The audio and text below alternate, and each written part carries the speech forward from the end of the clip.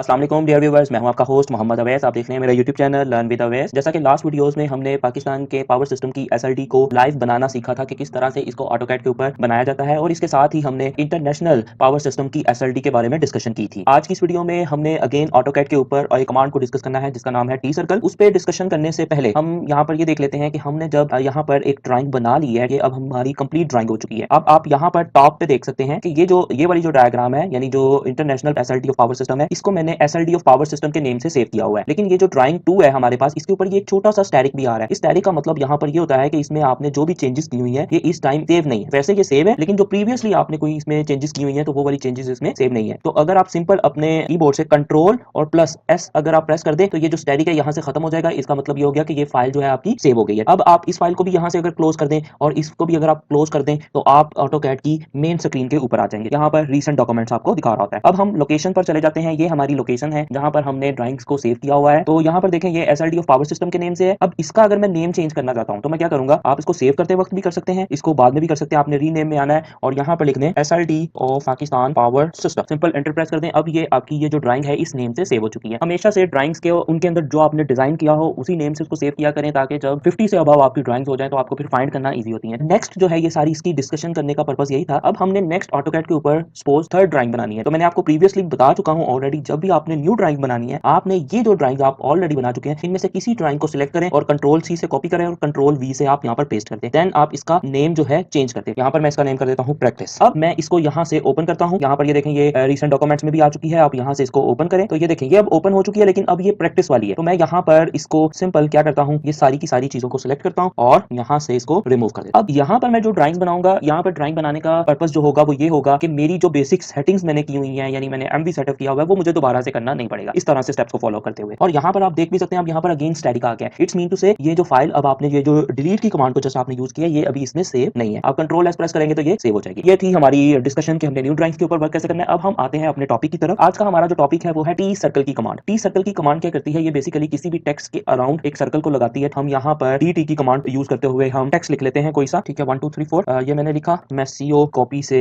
इसको मैं यहाँ पर इसकी कॉपी कर देता हूँ। ये मैंने कॉपी कर दी। अब मैं इसको एडिट करता हूँ। ये मैंने 5 तक कर दिया। उसके बाद अगेन मैं इसको एडिट करता हूँ। मैंने 5 6 7 कर दिया और इसको एडिट करता हूँ। तो ये मैंने अगेन इसको मैंने इसकी जो विड्थ है बढ़ा दी। अभी आपको पता चल जाता है कि बेसिकली मैं यहाँ पर कर क्या रहा हूँ। अगेन इसको मैंने सिलेक्ट किया सीओ कॉपी और ये मैंने यहाँ पर कॉपी कर दिया और ये मैंने यहाँ पर कॉपी कर दिया। ये मैंने सिंपल टेक्स्ट लिखा है। ये टेक्स्ट लिखने की रीजन ये है कि क्योंकि जो आज आपको कमांड बतानी है वो बेसिकली टेक्स्ट के ऊपर काम करती है। उस कमांड का मतलब क्या है, टी सर्कल। टी सर्कल उसकी शॉर्टकट है TCI। अगर आप लिख दें TCI लिखेंगे तो आपकी यहाँ पर कमांड आ जाएगी टी सर्कल की। आपने इंटर प्रेस कर देना है। इंटर प्रेस करते साथ यहाँ पर आ जाता है सिलेक्ट ऑब्जेक्ट। आप ऑब्जेक्ट को किसी भी वे में सिलेक्शन कर सकते हैं। तो यहाँ पर मैं आपको इसके कुछ केसेस हैं इसी कमांड के अंदर, आगे इसमें फर्दर ऑप्शंस हैं, तो वो सारे के सारे ऑप्शंस मैं आपको समझाना चाह रहा हूँ। अब यहाँ पर है सिलेक्ट ऑब्जेक्ट। तो मैंने ये वाला जो टेक्स्ट है ये वाले ऑब्जेक्ट्स को सिलेक्ट कर लिया। अगेन आप इंटर प्रेस करेंगे। अब यहाँ पर आपके पास एक ऑप्शन आता है ऑफसेट फैक्टर, जो कि बाय डिफॉल्ट 0.35 होता है। मैं आपको यही रिकमेंड करूंगा कि आपने इसको 0.35 ही रहने देना है। ये होता क्या है ये अभी आपको कुछ मिनट्स के बाद मैं अभी आपको समझा देता हूँ। आप इसको 0.35 ही लेकर चलें, इंटर प्रेस करें। अब यहाँ पर देखें जी, यहाँ पर आपके पास ये ऑप्शंस आ रहे हैं सर्कल, स्लॉट्स और रेक्टेंगल। तो सबसे पहले हम सर्कल को देखते हैं। सर्कल पर मैंने अपना कर्सर लाकर इंटर प्रेस किया। अगेन यहाँ पर भी दो ऑप्शन आ रहे हैं। अब यहाँ पर है एक कांस्टेंट और एक है वेरिएबल। तो मैं सबसे पहले यहाँ पर कांस्टेंट पर क्लिक करता हूँ। कांस्टेंट पर देखें मैंने क्लिक किया तो क्या हुआ कि ये जितना मैंने टेक्स्ट सिलेक्ट किया हुआ था उस सारे के सर्कल बन गया। लेकिन ये सारे के सारे जितने भी ये 5 टेक्स्ट थे, पांचों के जो अराउंड सर्कल बना है उस सर्कल का रेडियस सेम टू सेम है। अगेन मैं यहाँ पर टी सर्कल की कमांड लगाता हूँ और मैं अब इन ऑब्जेक्ट्स को यहाँ पर सिलेक्ट करता हूँ। इंटर किया, स्केल फैक्टर मैं 0.35 ही रख रहा हूँ। इंटर किया, यहाँ पर मैं सर्कल, पहले मैंने कांस्टेंट को किया था, अब मैं यहाँ पर क्या कर रहा हूँ, मैं वेरिएबल्स के ऊपर अगर आता हूँ। आपने गौर से देखना है, यहाँ पर पहले हमने कांस्टेंट सिलेक्शन की थी। अब मैं अगर यहाँ पर वेरिएबल्स करूँ तो यहाँ पर भी सर्कल्स बने, लेकिन इन सर्कल्स का और इन सर्कल्स का डिफरेंस क्या है। जब आप कांस्टेंट रखेंगे तो जितने भी सर्कल्स बनेंगे, जो सर्कल बनेगा वो डिपेंड कर रहा होगा सबसे बड़े टेक्स्ट की विड्थ और हाइट पर। जो जितना ज्यादा सबसे बड़ा जो सर्कल होगा उसकी जितनी विड्थ होगी, उसकी जितनी हाइट होगी, उसके अराउंड सर्कल बनेगा। और बाकी जितने भी टेक्स्ट होंगे, बेशक वो जस्ट एक डिजिट का ही टेक्स्ट क्यों ना हो, उस डिजिट पे भी यही वाले सर्कल का रेडियस लगेगा। ये हो जाएगा कांस्टेंट में। लेकिन वेरिएबल्स में क्या होगा, वेरिएबल्स में जितना बड़ा टेक्स्ट होगा उसमें उसके हिसाब से सर्कल लगेगा, उससे जितना छोटा जो टेक्स्ट है, ठीक है, ये जैसे यहाँ पर ये टेक्स्ट जितना छोटा होगा उसके अराउंड उसके हिसाब से सर्कल लगेगा। तो यही बेसिक दोनों में डिफरेंस है कांस्टेंट और वेरिएबल्स में। अब हम बात कर लेते हैं स्केल फैक्टर की। स्केल फैक्टर बेसिकली क्या होता है, स्केल फैक्टर ये होता है कि ये जो सर्कल बन रहा है, यहाँ से यहाँ पर टेक्स्ट खत्म हो रहा है, यहाँ से लेके ये इसकी बाउंड्री तक का डिस्टेंस, इसी तरह से यहाँ पे टेक्स्ट स्टार्ट हो रहा है तो ये स्टार्ट से लेके यहाँ इसकी बाउंड्री तक का डिस्टेंस। तो इट्स मीन टू से ये जो डिस्टेंस है ये अभी 0.35 है। अब हम क्या करते हैं, हम अगेन टी सर्कल की कमांड को लेते हैं। टी सर्कल की कमांड को लिया और मैं अब इन ऑब्जेक्ट्स को सिलेक्ट करता हूँ, इंटर प्रेस करता हूँ। यहाँ पर मैं 0.35 की बजाय मैं अब यहाँ पर 0.7 कर देता हूँ, यानी डबल कर देता हूँ ऑफसेट इसका जो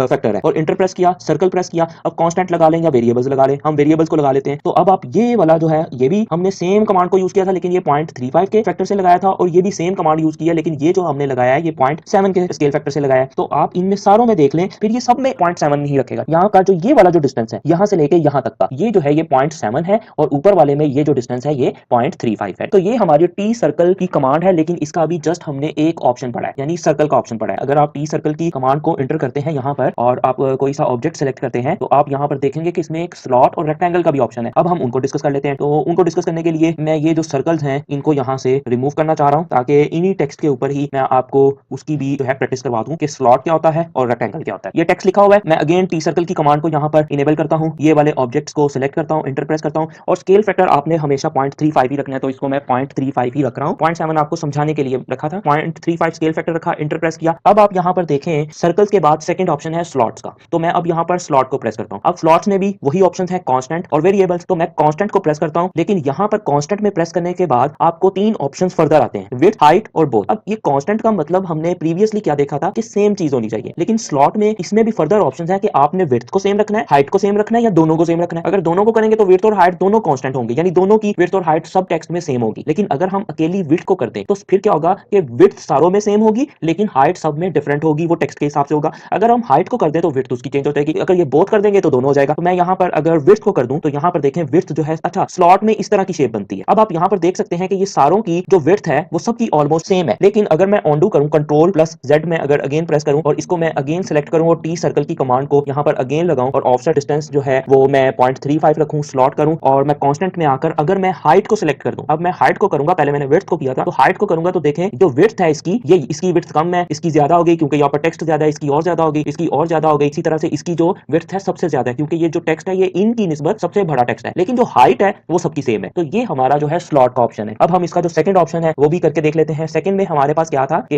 यहाँ पर हम स्लॉट को अगर करते हैं तो सेकंड में आता है वेरिएबल्स। वेरिएबल्स सेम उसी तरह से काम करता है कि जैसे आपका सर्कल्स में था कि वो टेक्स्ट के हिसाब से आपका जो साइज और इसमें हाइट और विड्थ ऑटोमेटिकली आपका डाउन करता जाएगा। तो आप कांस्टेंट से भी इसमें जो है लेकर आ सकते हैं, लेकिन कांस्टेंट में नॉर्मली तौर पर टेक्स्ट की जो हाइट है वो एक ही होती है, उसकी विड्थ ही चेंज हो रही होती है, तो इसलिए इसमें कुछ भी इतना खास फर्क नहीं पड़ता। मैं अगेन इसको ऑनडू कर रहा हूँ, यहाँ पर ऑनडू हो गया। अब मैं टी सर्कल की कमांड को अगेन इनेबल करता हूँ और इस टेक्स्ट को सिलेक्ट करता हूँ। टेक्स्ट को सिलेक्ट करने के बाद इंटर प्रेस किया। अब जो हमारे पास जो थर्ड ऑप्शन है दैट इज रेक्टेंगल्स, तो रेक्टेंगल्स अगर मैं यहाँ से सिलेक्ट करूँ तो अगेन इसमें भी वही ऑप्शन आ जाता है कांस्टेंट और वेरिएबल्स, इसमें अब रेक्टेंगल्स लगेंगे। अब आप इसमें भी अगर कांस्टेंट को प्रेस करते हैं तो इसमें भी आपके पास यही ऑप्शन आते हैं, क्योंकि रेक्टेंगल्स में क्या होता है, रेक्टेंगल्स की हाइट होती है और विड्थ होती है। जो स्लॉट है वो बेसिकली सर्कल और रेक्टेंगल्स का कॉम्बिनेशन है, तो यहाँ पर भी आप विड्थ और हाइट और बोथ दोनों को करना चाहते हैं तो दोनों को कर सकते हैं कांस्टेंट, अदरवाइज आप एक को भी कर सकते हैं। तो यहाँ पर हमने बोथ कर दिया, तो अब बोथ में देखें सारे का सारा यहाँ पर सेम टू सेम जो रेक्टेंगल्स जितनी भी लगी हुई है ये सब सेम लगी हुई है। इसी तरह से अगर हम इस टेक्स्ट को सिलेक्ट करें और टी सर्कल की कमांड को यहाँ पर हम इनेबल करें, तो यहाँ पर इनेबल करने के बाद हम रेक्टेंगल्स पर जाएं और अब हम अगर वेरिएबल्स को रखें तो आप देख सकते हैं कि टेक्स्ट के हिसाब से जो रेक्टेंगल्स है उनकी